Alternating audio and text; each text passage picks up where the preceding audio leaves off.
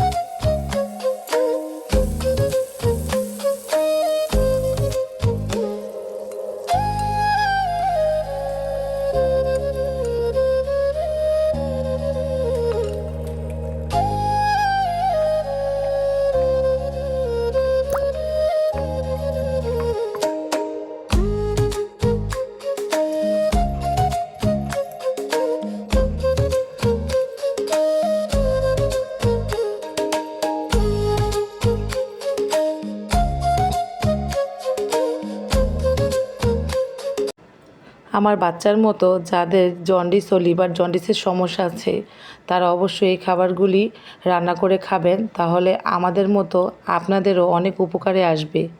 ডাক্তারি সেবার পাশাপাশি ভালো খাবার একটি রোগীর জন্য কিন্তু অনেক জরুরি, তাই আমরা সঠিক সময়ে সঠিক খাবারটি দেওয়ার চেষ্টা করব।